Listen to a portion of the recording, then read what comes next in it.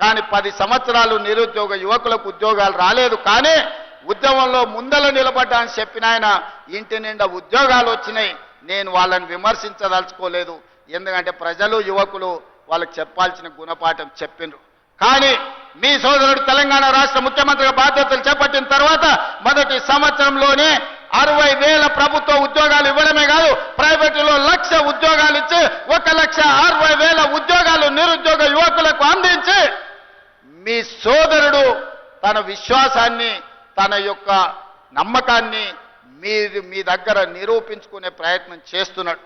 ఈ 15 నెలల్లో దాదాపుగా 3 లక్షల కోట్ల రూపాయలు విదేశీ పెట్టుబడులను తీసుకొచ్చి పారిశ్రామికంగా అభివృద్ధి చేయాలనే ప్రయత్నం చేస్తున్నాం.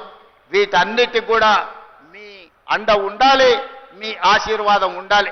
ఇవాళ ఒక పక్కన మహిళల్ని, రెండో పక్కన రైతులను, మూడో పక్కన నిరుద్యోగ యువకులను, విద్యార్థులను ఆదుకోవాలంటే ఈ ప్రభుత్వానికి మీరు నిండు మనసుతోని ఆశీర్వాదం అందించాలి. అప్పుడే ఈ కార్యక్రమాలను ముందుకు తీసుకువెళ్ళగలుగుతాం. మీ అందరూ అండగా నిలబడండి. ఈ ప్రాంతాన్ని అభివృద్ధి చేసే బాధ్యత నేను తీసుకుంటాను. నేను మళ్ళొక్కసారి చెప్తున్న, ఎన్నికలు వచ్చినప్పుడే రాజకీయాలు, ఎన్నికల తర్వాత అభివృద్ధి చేయడమే నా లక్ష్యం. కేంద్ర ప్రభుత్వ సహకారం తీసుకుంటాం. నరేంద్ర మోడీ గారు ఒక్కసారి కాదు 50 సార్లైనా కలుస్తాం. మనకు రావాల్సిన నిధులు తెచ్చుకుంటాం, తీసుకోవాల్సిన అనుమతులు తీసుకొస్తాం. ఎందుకంటే కేంద్ర రాష్ట్ర ప్రభుత్వాలు సహకరించుకున్నప్పుడే, కలిసిమెలిసి పనిచేసినప్పుడే రాష్ట్రం అభివృద్ధి జరుగుతుంది తప్ప చెరువు మీద అలిగి కడుక్కోకుండా ఉంటే మనకే వాసన వస్తుందన్న సంగతి మీకు అందరికీ తెలుసు.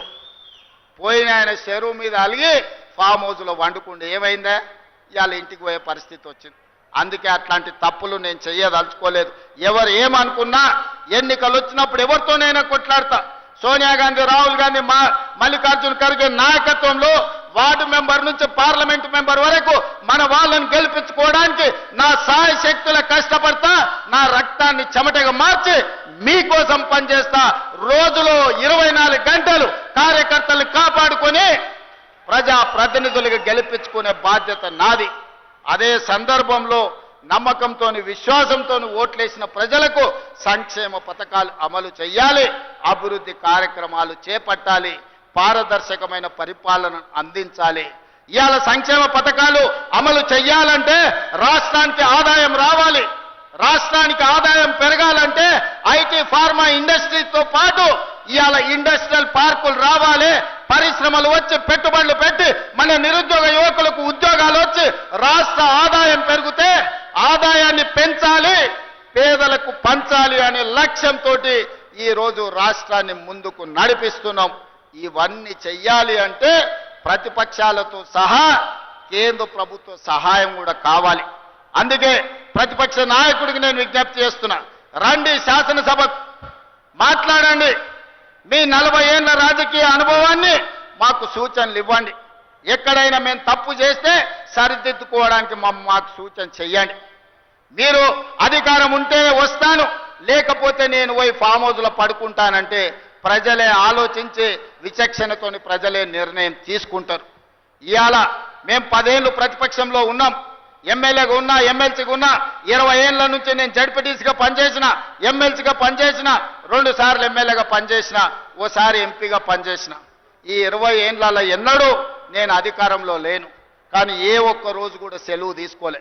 ప్రతిపక్షంలో ప్రజల తరఫున ప్రశ్నించే గొంతుకలై ఉండాలి. ప్రతిపక్షాలు ప్రజా సమస్యల్ని లేవనెత్తే విధంగా మాట్లాడాలి.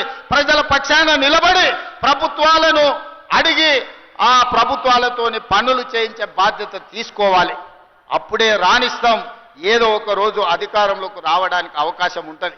20 ఏళ్ళు ప్రతిపక్షంలో నిలబడి జడ్పీటీసీగా, ఎమ్మెల్సీగా, ఎమ్మెల్యేగా, ఎంపీగా, కాంగ్రెస్ పార్టీ అధ్యక్షుడిగా పనిచేసిన కాబట్టి ప్రజలు నిండు మనసుతోని ఆశీర్వదించి 92 లక్షల మంది ఓట్లేసి తెలంగాణ రాష్ట్ర ముఖ్యమంత్రిగా ఈ రోజు బాధ్యత ఇచ్చిండ్రు.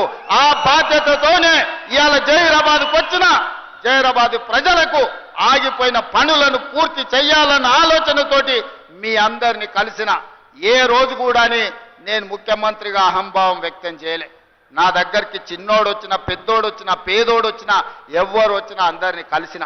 వాళ్ళ బాధ విన్నా దానికి ఏదైనా చేయగలిగిన సాయం ఉంటే చెయ్యాలన్న ఆలోచనతోనే ముందుకు వెళ్తున్న సోదరులారా, ఇవాళ కూడా మా జైరాబాద్ సోదరులకు నా విజ్ఞప్తి ఒక్కటే, మీరు అండగా నిలబడండి, అద్భుతాలు చేసి తెలంగాణ అభివృద్ధి పదం వైపు నడిపించి దేశంలోనే నెంబర్ 1 రాష్ట్రంగా $1 ట్రిలియన్ ఎకానమీ కింద మార్చి ప్రపంచంలోనే ఒక్క గొప్ప రాష్ట్రంగా హైదరాబాదు నగరాన్ని టోక్యో, న్యూయార్క్ లాంటి నగరాలతో పోటీ పడే విధంగా అభివృద్ధి చేసే బాధ్యత నేను తీసుకుంటా.